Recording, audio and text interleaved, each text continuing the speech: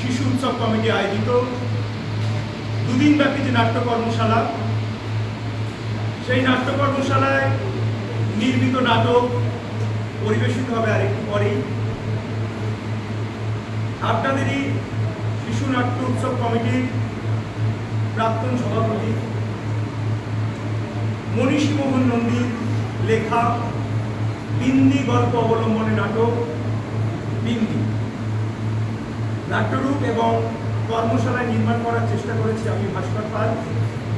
অংশগ্রহণে কর্মশালায় অংশগ্রহণকারী সকল শিক্ষার্থীরা। শুরু হচ্ছে নাটক বিন্দি।